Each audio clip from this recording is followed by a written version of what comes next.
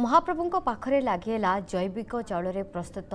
अमृत अन्न मध्याह्न दुपरे 5 प्रकार जैविक चाउल प्रस्तुत होता अन्न से गोविंद भोग चाउल और झिली चाउल को कोठभोग में व्यवहृत करने मुहर मार्ची श्रीमंदिर प्रशासन। ए महाप्रसाद को मुख्य प्रशासक अरविंद पाढ़ी सुआर महासुआर निजोग श्रीमंदिर प्रशासनिक अधिकारी मैंने सेवन करते। आगामी दिन में यह चाउल को अधिक मजबूत करने सहित विभिन्न संगठन मानक श्रीमंदिर प्रशासन राज्य सरकार कृषि विभाग पक्षर आर्थिक प्रोत्साहन जोगाइवाई सूचना देते श्रीमंदिर मुख्य प्रशासक।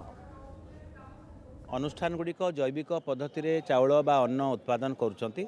से मैंने तार सैंपल देते सुआर महासुर निज को महाप्रभु को अर्पण करने। आज से अमृत अन्न बा जैविक पद्धति रे प्रस्तुत होता अन्न को महाप्रभु को लगी करा जाइथिला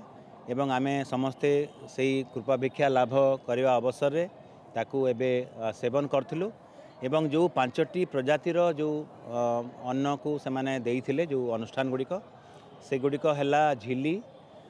गोविंद भोग कला जीरा पद्मकेशरी एवं 1014 ये 5टी भेराइटीर जो प्रजातिर जो अमृत अन्न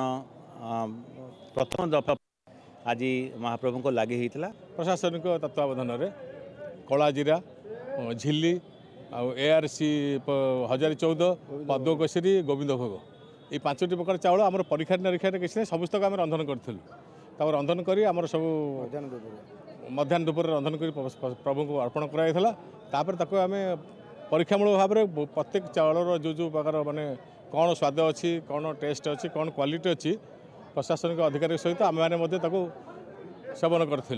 से आम जहाँ परीक्षा कर तत्वावधान देखिलु सब